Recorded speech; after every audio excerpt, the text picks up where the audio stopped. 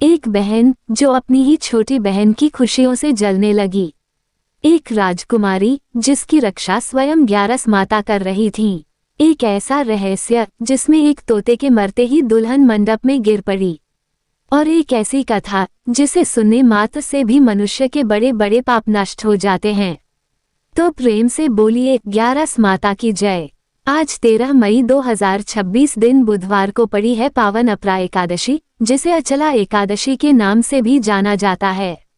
और आज की इस पावन कथा में आप सुनेंगे ग्यारस माता की वो अद्भुत लीला जिसने एक भक्त की हर पल रक्षा की। प्राचीन समय की बात है। एक बहुत विशाल और समृद्ध राज्य में एक प्रतापी राजा राज्य करता था। उसकी प्रजा उसे अपने पिता के समान मानती थी। राज्य में सुख शांति थी और चारों ओर समृद्धि फैली हुई थी। राजा की 2 पुत्रियां थीं।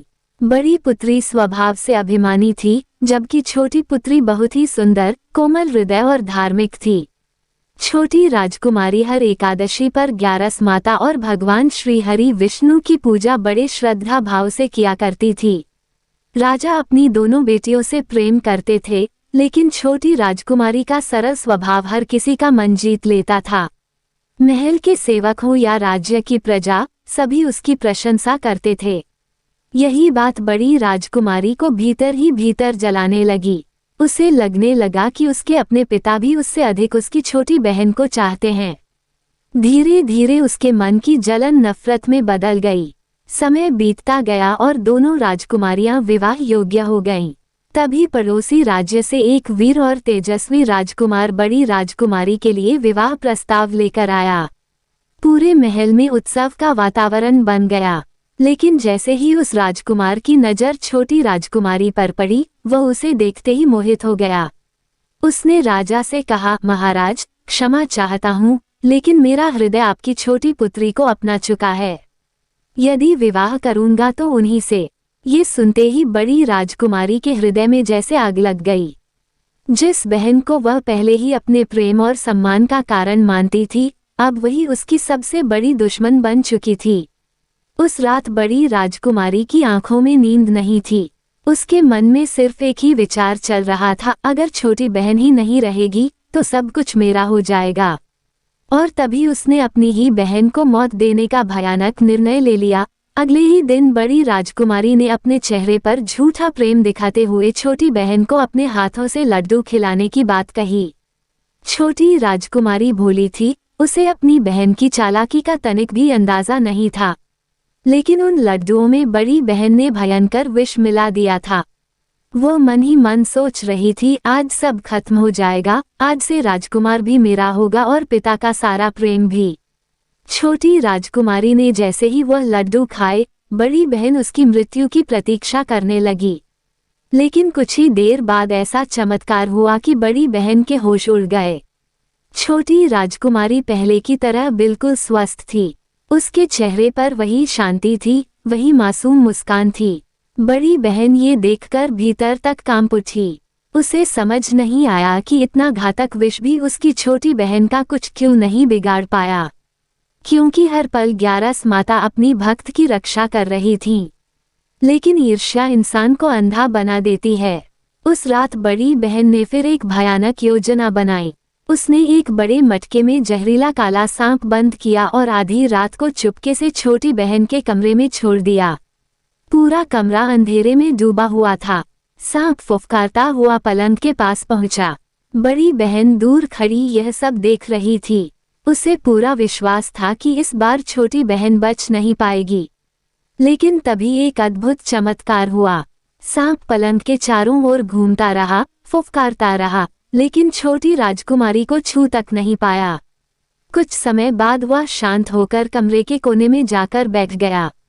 सुबह जब बड़ी बहन ने ये दृश्य देखा तो उसका चेहरा डर से सफेद पड़ गया।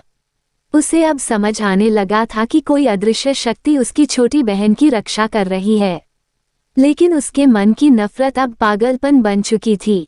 कुछ दिनों बाद बड़ी बहन ने छोटी बहन से कहा, बहन चलो आज हम दोनों साथ में कुएं से पानी भरने चलते हैं। बहुत दिन हो गए साथ समय बिताए हुए।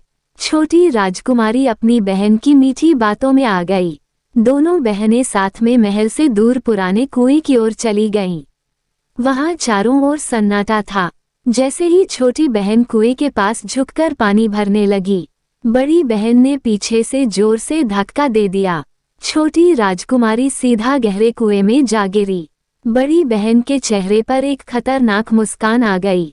उसे लगा कि अब उसकी राह का सबसे बड़ा कांटा हमेशा के लिए खत्म हो गया। लेकिन कुछ ही क्षणों बाद कुएं के भीतर से एक दिव्य प्रकाश प्रकट हुआ। ग्यारस माता ने स्वयं अपनी भक्त को अपनी गोद में उठा लिया। छोटी राजकुमारी को एक खरोंच तक नहीं आई।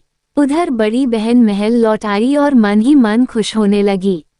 लेकिन जब कुछ देर बाद छोटी राजकुमारी सुरक्षित महल पहुंची तो बड़ी बहन के पैरों तले जमीन खिसक गई। अब उसे अपनी छोटी बहन से डर लगने लगा था। उसे लगने लगा कि शायद उसकी छोटी बहन कोई साधारण मनुष्य नहीं है। एक दिन बड़ी बहन ने मुस्कुराते हुए छोटी बहन से कहा, बहन, भगवान ने हर किसी की मृत्यु लिखी होती है। क्या तुम्हें पता है कि तुम्हारी मृत्यु कैसे होगी? भोली छोटी राजकुमारी अपनी बहन के छल को समझ नहीं पाई। उसने सरलता से कहा, हाँ दीदी, मुझे पता है। ये सुनते ही बड़ी बहन की आंखों में चमक आ गई। उसे लगा कि अब आखिरकार उसे अपनी बहन को मारने का रास्ता मिल जाएगा। बड़ी बहन धीरे धीरे छोटी राजकुमारी के पास आई और मीठी आवाज में बोली, बहन, अगर तुम सच जानती हो तो मुझे भी बताओ ना। आखिर मेरी प्यारी छोटी बहन की मृत्यु कैसे होगी? छोटी राजकुमारी ने मासूमियत से अपनी बड़ी बहन की ओर देखा। उसे तनिक भी अंदाजा नहीं था कि जिसके सामने वह अपने जीवन का सबसे बड़ा रहस्य खोलने जा रही है, वही उसकी सबसे बड़ी दुश्मन है। उसने धीमे स्वर में कहा, दीदी, मेरी जान एक तोते में बसी हुई है। उस तोते के गले में एक दिव्य हार है। जिस दिन कोई उस तोते को मारकर वह हार अपने गले में पहन लेगा, उसी क्षण मैं मूर्छित हो जाऊंगी। और जब वह हार उतार देगा तब मैं फिर से जीवित हो जाऊंगी। इतना सुनते ही बड़ी बहन के मन में जैसे खुशी की लहर दौड़ गई। उसके चेहरे पर मुस्कान थी, लेकिन मन में भयानक षड्यंत्र चल रहा था। अब उसे अपनी छोटी बहन को समाप्त करने का रास्ता मिल चुका था। उस दिन के बाद से बड़ी बहन हर समय उस तोते को ढूंढने लगी। वह महल के हर कोने में नजर रखने लगी। उधर छोटी राजकुमारी को भी धीरे धीरे यह आभास होने लगा था कि कोई उसकी मृत्यु चाहता है। एक रात छोटी राजकुमारी बहुत उदास होकर अपने पिता राजा के पास पहुंची। उसकी आंखों में आंसू थे। राजा अपनी बेटी को उस अवस्था में देखकर घबरा गए। उन्होंने पूछा, बेटी, क्या बात है? तुम इतनी परेशान क्यों हो? तब छोटी राजकुमारी बोली, पिताजी, अगर कभी मेरी मृत्यु हो जाए तो आप मेरा अंतिम संस्कार मत कराइएगा। ये सुनते ही राजा के हाथ कांप उठे। उन्होंने तुरंत अपनी बेटी का मुंह पकड़कर कहा, बेटी, कैसी अशुभ बातें कर रही हो? अभी तो कुछ ही दिनों बाद तुम्हारा विवाह होने वाला है। लेकिन छोटी राजकुमारी बोली, पिताजी, समय कब बदल जाए कोई नहीं जानता। आप बस मुझे वचन दीजिए कि यदि मेरे साथ कुछ भी हो तो आप मुझे पुराने महल में एक पलंग पर लिटाकर छोड़ देंगे। राजा की आंखें भर आईं। उन्हें कुछ समझ नहीं आ रहा था, लेकिन अपनी पुत्री के बार बार आग्रह करने पर उन्होंने भारी मन से उसे वचन दे दिया। दिन बीतते गए और आखिर वह शुभ घड़ी आ गई जब राजकुमार बारात लेकर महल पहुंचा। पूरे राज्य में उत्सव का माहौल था। ढोल नगाड़े बज रहे थे। महल फूलों से सज चुका था। छोटी राजकुमारी दुल्हन के रूप में किसी देवी से कम नहीं लग रही थी। राजकुमार उसे देखकर मंत्रमुग्ध था। विवाह की रस्में शुरू हुईं। जैसे ही छोटी राजकुमारी और राजकुमार अग्नि के चारों ओर फेरे लेने लगे, उसी समय बड़ी बहन चुपके से छोटी राजकुमारी के कक्ष में पहुंच गई। वहां उसने उस पालतू तोते को ढूंढ लिया। तोता अपनी मधुर आवाज में बोल रहा था, लेकिन बड़ी बहन की आंखों में दया नाम की कोई चीज नहीं बची थी। उसने तुरंत उस मासूम तोते को पकड़ लिया और निर्दयता से उसकी हत्या कर दी। तोते के गले में एक चमकता हुआ दिव्य हार था। बड़ी बहन ने कांपते हाथों से वह हार अपने गले में पहन लिया और उसी क्षण मंडप में फेरे ले रही छोटी राजकुमारी अचानक लड़खड़ाई। उसकी आंखें बंद होने लगी और सिर्फ 3 फेरे पूरे करके वह वहीं बेहोश होकर जमीन पर गिर पड़ी। पूरा महल चीखों से गूंज उठा। राजा के हाथ पांव फूल गए और राजकुमार अपनी प्रेमिका को उस हालत में देखकर पागलों की तरह उसे उठाने लगा। राजमहल में चारों ओर हाहाकार मच गया। दुल्हन बनी छोटी राजकुमारी मंडप में अचेत पड़ी थी। उसकी सांसें चल रही थीं, लेकिन शरीर में कोई हलचल नहीं थी। राजा बार बार अपनी बेटी को पुकार रहे थे। राजकुमार की आंखों से आंसू रुकने का नाम नहीं ले रहे थे। तुरंत राज्य के बड़े बड़े वैद्य और हकीम बुलाए गए। सभी ने छोटी राजकुमारी की नाड़ी देखी, उपचार किया, मंत्र पढ़े, लेकिन कोई भी यह समझ नहीं पाया कि आखिर राजकुमारी को हुआ क्या है। अंत में एक वृद्ध वैद्य कांपती आवाज में बोला, महाराज, आपकी पुत्री ना तो जीवित प्रतीत होती है और ना ही मृत। ऐसा रहस्य हमने अपने पूरे जीवन में पहली बार देखा है। ये सुनते ही राजा की आंखों के सामने अंधेरा छा गया। उन्हें अपनी बेटी की वह बात याद आने लगी जब उसने कहा था, पिताजी, यदि मुझे कुछ हो जाए तो मेरा अंतिम संस्कार मत कराइएगा। राजा समझ चुके थे कि उनकी पुत्री को किसी अदृश्य शक्ति ने बांध रखा है। उन्होंने तुरंत सभी वैद्यों को आदेश दिया, ये बात महल से बाहर नहीं जानी चाहिए। यदि किसी ने भी यह रहस्य बाहर बताया तो उसे कठोर दंड मिलेगा। इसके बाद राजा ने अपने वचन के अनुसार छोटी राजकुमारी को पुराने महल में ले जाकर एक सुंदर पलंग पर लिटा दिया।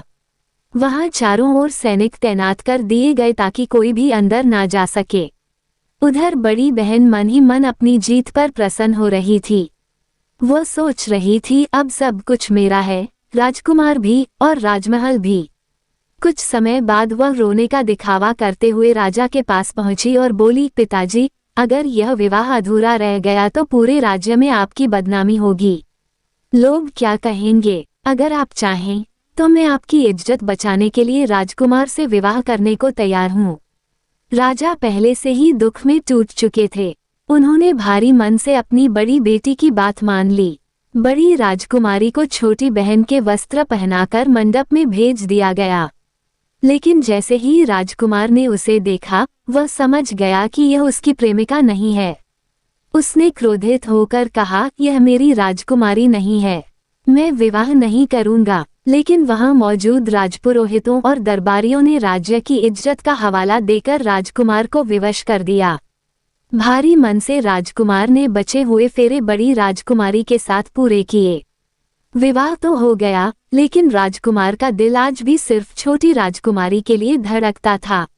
वो बड़ी राजकुमारी से ना प्रेम करता था, ना उससे बात करता था और ना ही उसके पास बैठता था। बड़ी राजकुमारी को हर पल ये डर सताने लगा था कि कहीं उसका राज खुल ना जाए। कुछ दिनों बाद राजकुमार अकेले घोड़े पर सवार होकर उसी पुराने महल के पास पहुंचा जहां छोटी राजकुमारी को रखा गया था। महल के बाहर सैनिकों को देखकर उसे आश्चर्य हुआ। उसने सैनिकों से पूछा, यहाँ कौन रहता है? सैनिकों ने कहा, राजा की छोटी पुत्री।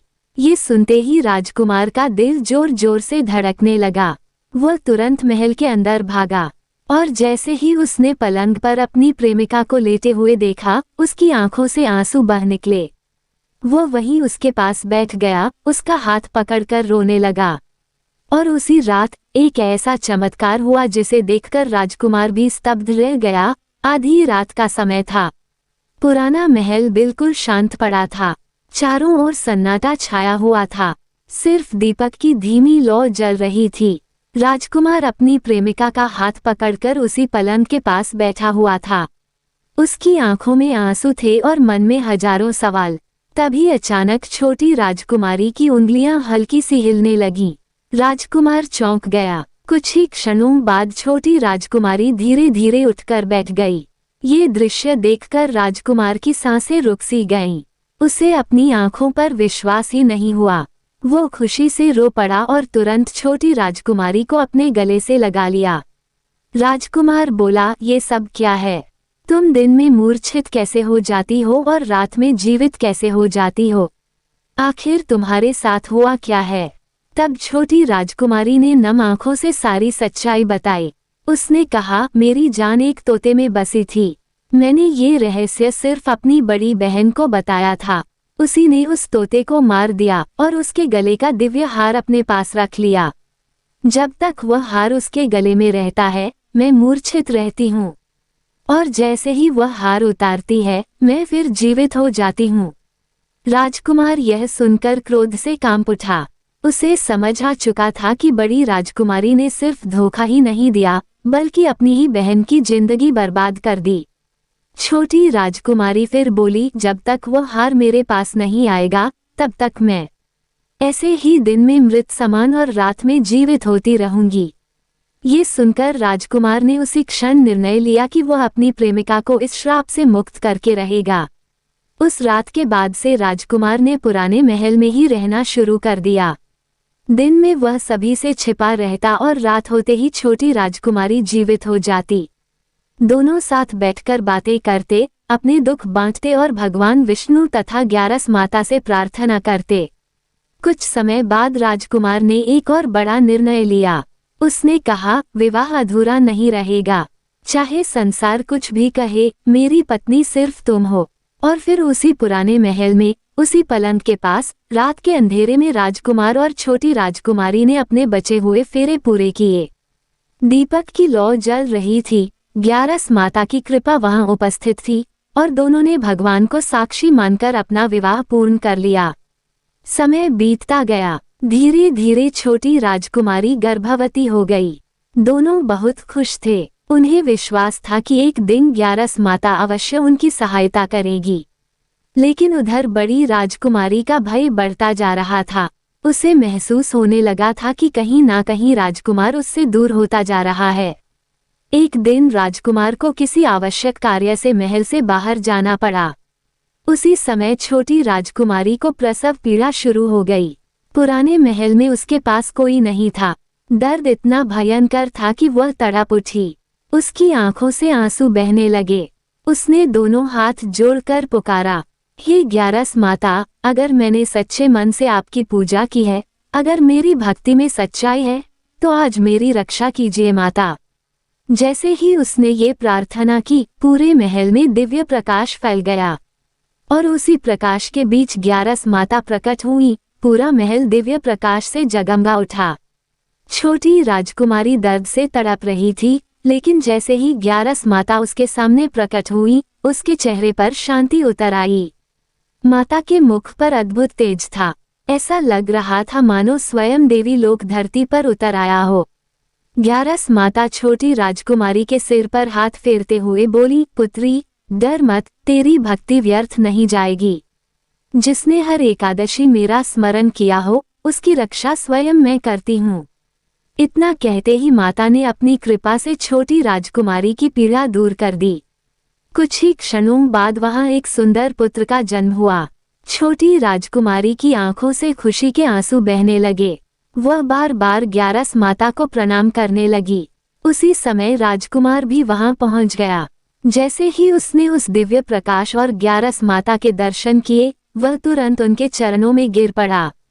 राजकुमार बोला, हे माता, आपने हमारी डूबती जिंदगी को संभाल लिया।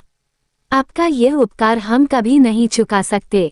तब ग्यारस माता मुस्कुराकर बोली, समय आने पर तुम्हारी सभी पीड़ाएं समाप्त होंगी। जब तुम्हारा पुत्र 5 वर्ष का हो जाए, तब वही तुम्हारी पत्नी को इस श्राप से मुक्त करवाएगा।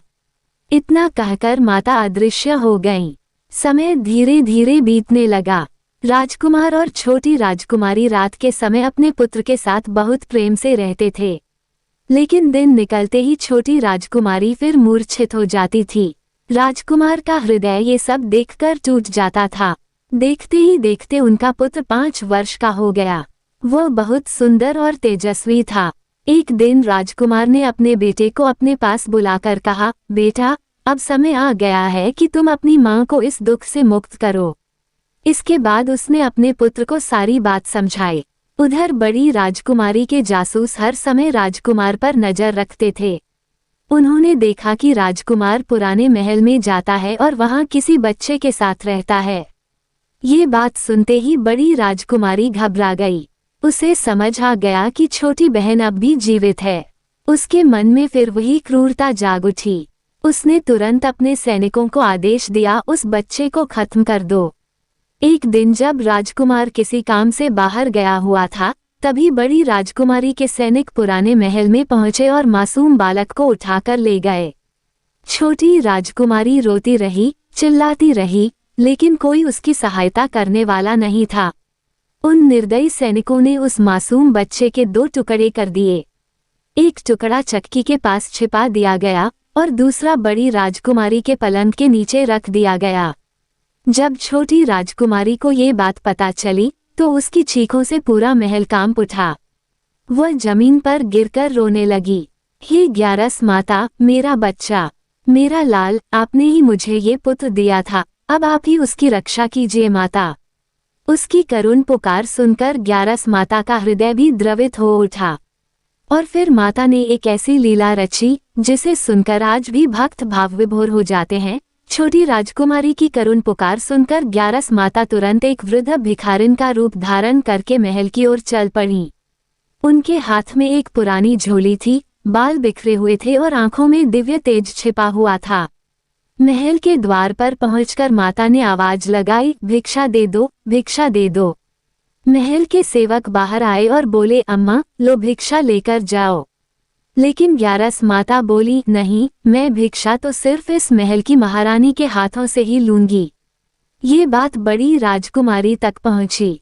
वह घमंड से भरी हुई बाहर आई और बोली, ठीक है, मैं ही भिक्षा देती हूँ। जैसे ही बड़ी राजकुमारी भिक्षा लेने अंदर गई, उसी क्षण ग्यारस माता ने बिल्ली का रूप धारण कर लिया और चुपचाप महल के भीतर प्रवेश कर गईं। उन्होंने सबसे पहले चक्की के पास रखा मासूम बालक का शरीर उठाया, फिर पलंग के नीचे छिपाया गया दूसरा टुकड़ा निकाला और फिर माता ने दोनों टुकड़ों को जोड़कर अपने दिव्य हाथ बालक के सिर पर रख दिए। क्षण भर में वह बालक फिर से जीवित हो उठा। उसकी आंखें खुल गईं और वह माँ माँ कहकर रोने लगा। ग्यारस माता उस बालक को अपनी गोद में उठाकर वहां से निकल गईं। कुछ समय बाद उन्होंने उस बच्चे को सुरक्षित राजकुमार के पास पहुंचा दिया। जब राजकुमार ने अपने पुत्र को जीवित देखा तो उसकी आंखों से आंसू बह निकले। वो समझ गया कि यह सब ग्यारस माता की कृपा है। इसके बाद राजकुमार ने अपने पुत्र से कहा, बेटा, अब समय आ गया है कि तुम अपनी मां को इस बंधन से मुक्त करो। एक दिन राजकुमार अपने पुत्र को लेकर बड़ी राजकुमारी के महल में पहुंचा। बड़ी राजकुमारी जैसे ही उस बच्चे को देखती है, उसके चेहरे का रंग उड़ जाता है। वो मन ही मन डर जाती है, ये बच्चा अभी तक जीवित कैसे है। लेकिन वह राजकुमार के सामने कुछ नहीं बोल पाती। तब राजकुमार उससे कहता है, अगर तुम इस बच्चे का अच्छे से ध्यान रखोगी तभी मैं तुमसे बात करूंगा। ये सुनकर बड़ी राजकुमारी खुश हो जाती है। उसे लगता है कि शायद अब राजकुमार उसके करीब आ जाएगा।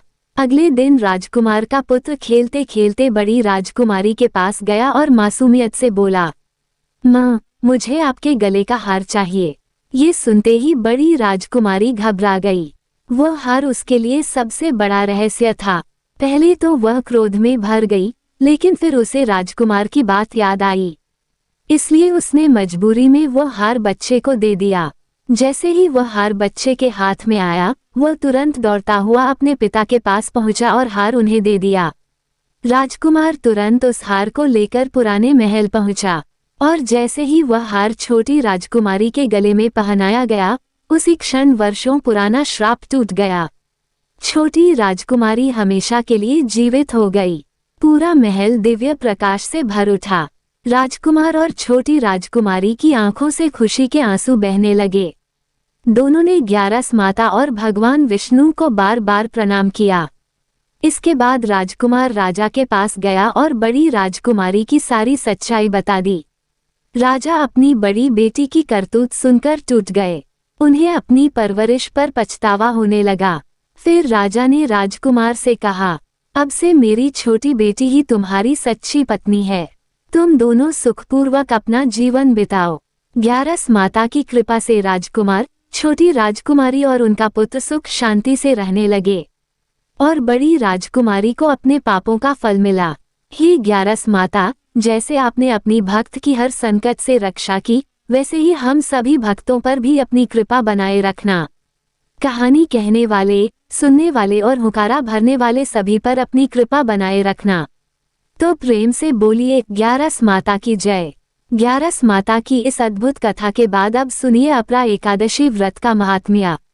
धर्मराज युधिष्ठिर ने भगवान श्री कृष्ण से पूछा, हे प्रभु, ज्येष्ठ मास के कृष्ण पक्ष में आने वाली एकादशी का क्या नाम है और उसका क्या महत्व है?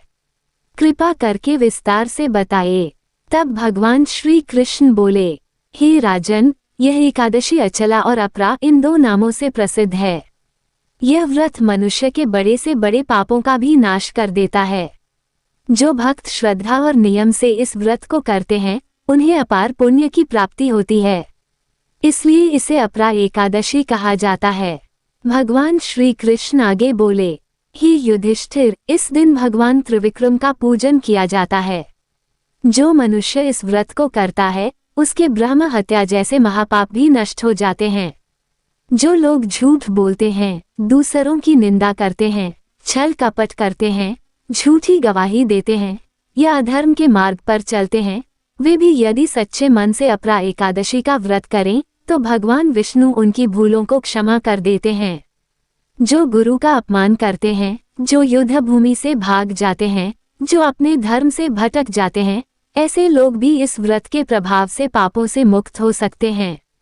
भगवान श्री कृष्ण बोले, हे राजन, जो पुण्य कार्तिक पूर्णिमा में तीर्थ स्नान से मिलता है, जो फल गंगा तट पर पिंडदान करने से प्राप्त होता है, जो फल केदारनाथ और बद्रीनाथ के दर्शन से मिलता है, वही पुण्य केवल अपरा एकादशी का व्रत करने से प्राप्त हो जाता है। यह व्रत पाप रूपी वृक्ष को काटने के लिए कुल्हाड़ी के समान है, पाप रूपी अंधकार को मिटाने के लिए सूर्य के समान है और पाप रूपी जंगल को जलाने के लिए अग्नि के समान है। इसके बाद भगवान श्री कृष्ण युधिष्ठिर को एक प्राचीन कथा सुनाने लगे।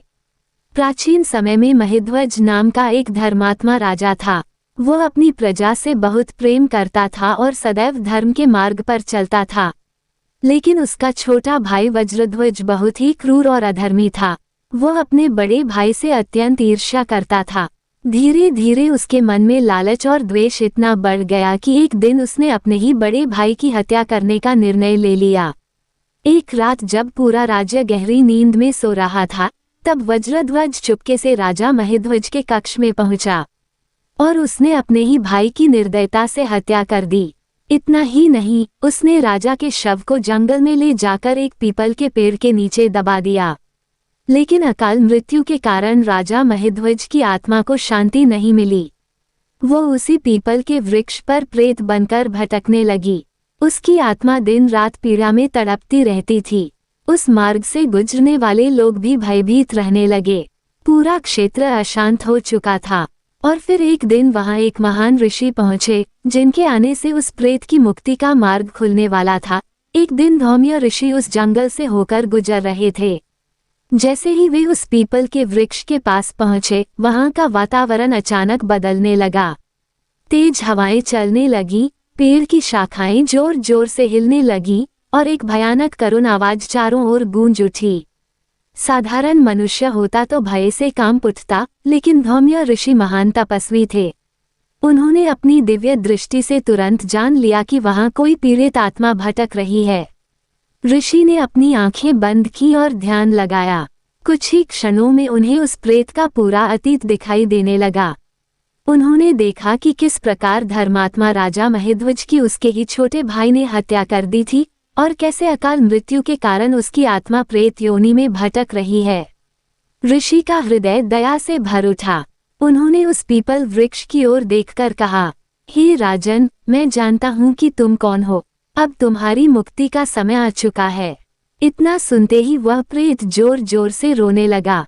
वह बोला, हे ऋषिव, मैं अपने कर्मों के कारण नहीं बल्कि छल और विश्वासघात के कारण इस योनि में भटक रहा हूँ। कृपा करके मुझे इस भयंकर पीड़ा से मुक्त कर दीजिए। धौम्य ऋषि ने उसे सांत्वना दी और बोले, चिंता मत करो राजन, भगवान विष्णु की कृपा से अपरा एकादशी का व्रत तुम्हें इस दुख से अवश्य मुक्त करेगा। इसके बाद धौम्य ऋषि ने विधिपूर्वक अपरा एकादशी का व्रत किया। उन्होंने पूरे श्रद्धा भाव से भगवान श्री हरि विष्णु का पूजन किया, मंत्र जाप किए और व्रत का सारा पुण्य उस प्रेतात्मा को अर्पित कर दिया। जैसे ही व्रत का पुण्य प्रेत को प्राप्त हुआ, उसी क्षण वहां एक अद्भुत चमत्कार हुआ। पूरा जंगल दिव्य प्रकाश से भर गया।